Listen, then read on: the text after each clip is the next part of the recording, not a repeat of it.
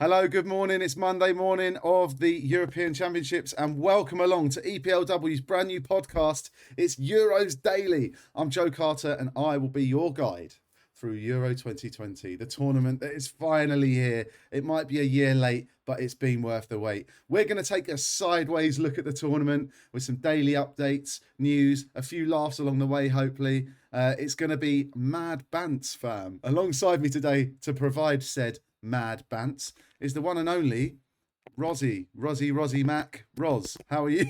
How you doing, mate? Yeah, not too bad, man. I mean, you usually say sort of Rosie Ardiles. You can't do that. It's the Euros, isn't it? Roberto Baggio. How about that one? How about Roberto Baggio? Okay, yeah. I mean, you're not really rocking the mullet like Roberto Baggio, but you know, you're doing your thing. I mean, if we're talking about haircuts, Joe, Oh, look, no. Look, before we no. No. That's what like every League One football player has, isn't it? Look, I went into the barbers, right? A barber I'm not used to going to. And, you know, he was like, I'm going to make you look really fresh, mate. I'm going to make you look proper fresh. And I was like, okay, cool. I'll just let him do his thing. Anyway, he's ended up shaving in a side parting. And yeah, I look. Yeah, at the right angle, and this is awful. At the right angle, you can see like a little bald valley down the side of my head. Oh no, it's so bad. I'm gonna have to put a hat on. Right, okay. Anyway, it's a very European haircut. Maybe I'll play. Yeah. Maybe I'll get a game for Poland. Who knows? Right. So here's how it's going to work in the build-up this week. Obviously, it all starts on Friday night, the first game of the tournament, which we will get straight onto in a second. But here's what we're going to do. We're going to preview the group stage in two sections. Okay, so we're going to preview the groups A, B, and C this morning, and then tomorrow, Tuesday morning, we'll preview groups D, E, and F for you. Okay, and then we've got loads more preview stuff coming throughout the week. And then when we get into the meat of the tournament, we can start talking reviews, opinions, goals of the tournament, top scorers, red cards, yellow cards, offsides, VAR, all the other crazy stuff that's going to happen, all the people, all the crazy fans, because there will actually be some fans there. I was going to say like, all that, and that's just going to be in France, Portugal. Yeah. Yeah. Obviously, this is the first European Championship with the expanded 2014 tournament. It's the first one that's going to be played across the whole continent. And what a time to do that. It's crazy times, right, Roz? And I'm so glad this Euros is happening. I don't think I've ever looked forward to one more than this. Oh yeah, big time. I mean, typical of UEFA and their organisation skills to actually plan the first tournament to be across Europe, to be the year of a pandemic where travel is banned. It's just a sort of absolute sort of gut wrenching. But it's happening now. We've had to wait a bit longer for it since the last World Cup, which I think was happier than a lot of England fans have been for a very long time in the tournament. I think of it this way: we've got a World Cup in 2022. We're going to have so much England in the next couple of years. It's going to be great. Yes. Okay, right. Well, let's get straight on to Group A, shall we? And start at the top. Group A looks like this. It's Italy, Switzerland, Turkey, and Wales. And our very first fixture of this tournament, Friday, the 11th of June. There are no host. There is essentially no host nation. So it's kind of a, Group A, the first game. It's Turkey, Italy at 8 o'clock on Friday. Then on Saturday, you got Wales against Switzerland. Then on Wednesday, the 16th of June, Turkey, Wales, Italy, Switzerland. And on Sunday, the 20th of June, Italy, Wales, and Switzerland against Turkey. Italy have won this tournament once in 1968. They were runners-up in 2000 and 2012. Switzerland, their best finish is the last 16 in the last tournament, 2016. Turkey and Wales have both reached semi-finals before. As you'll remember, Wales in the last tournament, 2016, absolute class. They played a blinder at that tournament. And Turkey...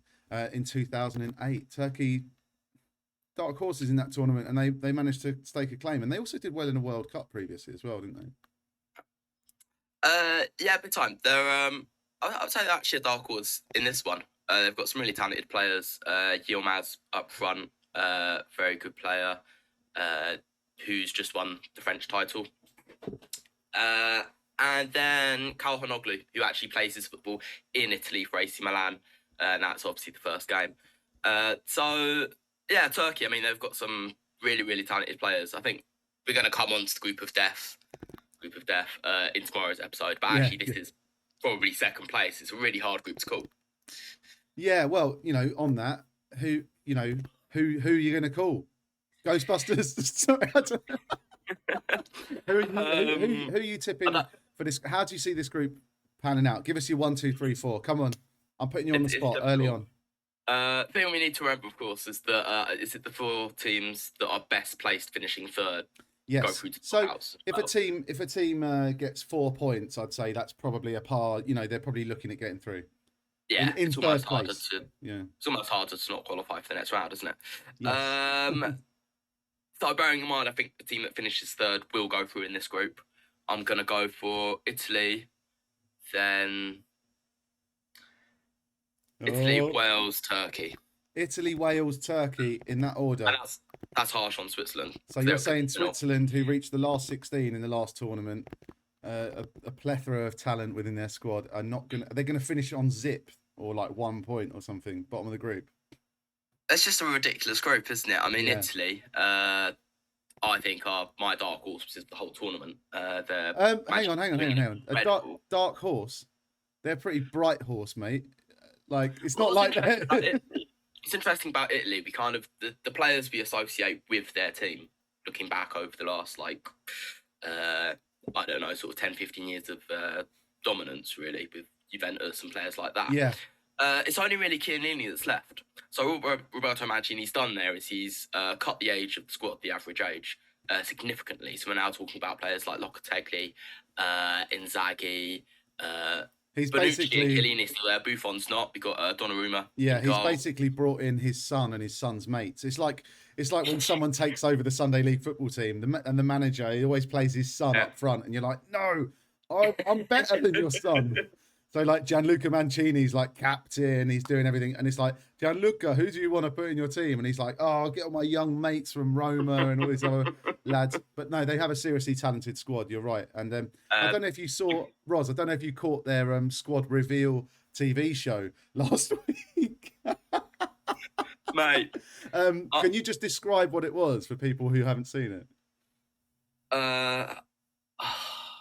Where to start? So they sort of did almost like a sort of Eurovision-esque kind of show. Basically, what happened was that there's a TV station in Italy that has bought the rights to show the Euros, and being an entertainment business, they decided they'd give the squad reveal a bit of razzmatazz. I mean, so they decided to have. What was it? Players were doing rap battles. You had them all coming out one by one. But they had like their name was up in lights as they came out as well. It's like Cristante, and he's like, "Yeah, come on down." It was cringe, wasn't it? And Roberto Mancini was loving every minute, wasn't he? Well, I mean, it's a bit of a quiet bloke anyway. Yeah, it's not. But it's when he was you see where he was like playing sort of table tennis or whatever. Yeah. With like a frying pan against Daniele De Rossi, he's assistant coach, and it's just like, what's happened to the game? I would have loved to watch it with Roy Keane. Can you imagine Keano's take on that debacle?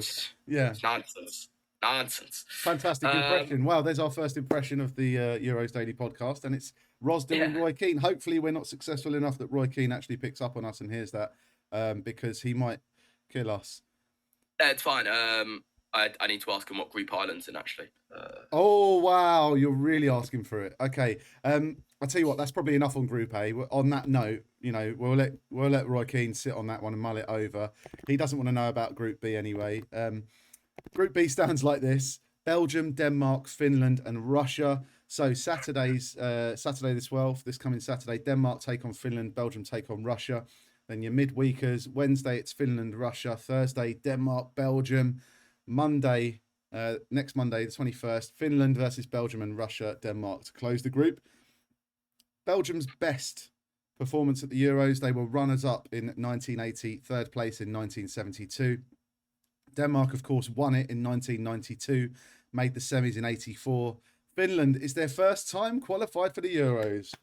Finland, welcome to the Euros, Antti Niemi and co. Russia. Right, it's No, literally I think Hippier is still captain, isn't he? Yeah, yeah. off the top of my head, it's the first Finnish person that I could think of. Apologies if you're Finnish and you found that offensive. Russia were winners in 1960 as part of the Soviet Union. They were runners-up in 64 and 72 as part of the Soviet Union, and they were runner-up in 1988 as part of the CIS, not the Soviet Union. Oh, okay, nice. So Russia, as Russia, haven't really done too well at tournaments. But this group, Roz, surely it's all about Les Belgiques, is it not? You can't look past Belgium. They're one of the favourites for the tournament. Such a brilliant squad. It is their golden generation, and they'll be disappointed if they don't win the whole thing, let alone the group. For sure. They've probably got the best midfielder in the world in Kevin De Bruyne. Yeah, you want to keep an eye on him. I think he's a decent. Yeah, he's a real talent, isn't he? Yeah. One to watch, one to look out for the future. Yeah. Lukaku just seems like he just always seems to produce his best form in a Belgian shirt, which is saying something because he's so good at club level. But an absolute monster up front. They've just got a class. Possibly the best goalkeeper in the world, would you say? In Thibaut Courtois. I thought you were talking about Simon Mignolet, but I don't know if he's gone. But Thibaut Courtois is up there, one of the best. I would say, surely they are one of the favourites for the tournament. Can they navigate this group quite easily? Well, it's funny the way the groups kind of work out, isn't it? Because we've got these kind of groups of death, and then you always get one. It's a World Cup or Euros. You always get one group. And you're like, how did you sneak in as the second seed? Yeah. When you've got like Portugal and France and Germany in a group like later on. But so true. This one for me is really easy to call. Unlike Group A, I'm just going to go pretty much how it is alphabetically. Belgium, Denmark, Finland and Russia. Finland, I reckon, Timu Pukki. You might might snatch them a draw or something. I think Russia will lose all their games. Do you reckon? But yeah. Well, I mean, Belgium's goal difference. There must be great odds on that. Like, could be anything, couldn't it? Yeah. Cool. Okay, so you're saying Belgium, Denmark, Finland, Russia is the way that one's going to finish. So Belgium and Denmark going through, and Finland and Russia probably both missing out. Yeah, I think that Denmark have a really strong squad as well. I mean, just to spend a bit on them, you've got Kasper Schmeichel, Poulet from is it Leipzig that he plays for? Christian. Oh no, it's Poulsen, not Poulet. But they've got a few sort of players at very big clubs. Kasper Schmeichel, I mean, what season he's had? Yeah. Lifting the FA Cup. Leicester. Who's your one to watch in this group? Which player could you single out as one to watch? And it's okay if it's an obvious one. I know we joked about it being De Bruyne, but De Bruyne might not even start these like the first game or two with his fractured eye socket from the Champions League final. But, really thinking about it, who is one to watch? Who's going to be an interesting player to watch? I think for the tournament, I think Romelu Lukaku stands a really good chance of the Golden Boot. So I'm going to go for him. Good shout. Okay, let's take a look at Group C, which stands like this. Austria, Netherlands, North Macedonia, Ukraine. So here are your fixtures. On Sunday, you've got Austria versus North Macedonia and Netherlands, Ukraine. Then next Thursday, 17th, Ukraine, North Macedonia and Netherlands, Austria. And then Monday, the 21st, North Macedonia versus Netherlands and Ukraine versus Austria. Austria's best result here in the Euros, they've reached the group stage, so they qualified twice, 2008, 2016. Netherlands obviously won it in 1988, and they are the famous sort of bridesmaids of the tournament. They've come third 4 times, 76, 92, 2000 and 2004. North Macedonia, first time they've qualified, but they were kind of technically runners-up twice as part of Yugoslavia. And Ukraine won it in 1960 as part of the Soviet Union. They were runners-up in 64 and 72 as part of the Soviet Union, and they were runners-up in 1988 as part of the CIS. How about that? I love it. That it's all sort of in the generation that was like Lev Yashin, who's probably, arguably the best goalkeeper in the world at the time. But it's funny how so many countries have a claim to doing, being really good at football. Yeah. It's great. Well, it just goes to show like the wealth of talent that was in that kind of union of countries, and now that they've been able to claim their independence back, and the likes of Macedonia and other teams like that. Forgive me, I can't think of any others off the top of my head. But there are talented players there, and it's nice that they can represent their nation fully at a tournament as well. So North Macedonia, first timers. Isn't it great to see them at the tournament? They've got an amazing flag. I love it. They have. It looks like I think I see it every year at Glastonbury. It's like what? It's like such a Glastonbury flag, isn't it? Yeah. But no. Can you describe? Can you paint a picture of the flag for me? What does it look like? I need to get my paint out. No, it's do you know what it reminds me of? Do you remember Street Fighter? Did you ever play Street Fighter? Yeah. It reminds me a bit of E Honda's. You remember E Honda, the sumo wrestler, and he had a flag behind, like in his dojo at the back of the fighting place dojo, and it looks a bit like that, except it's yellow and red instead of white and red. So there you go, Street Fighter connection. I was going to say, in terms of like niche 90s references, I reckon that might be the best one of the show. Don't know yet. It might be.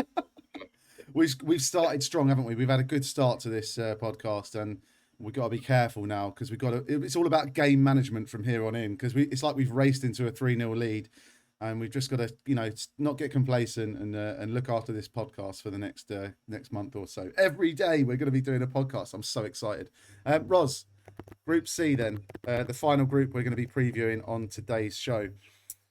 How do you see it panning out? Surely it's a no-brainer, isn't it? Netherlands to win all the way.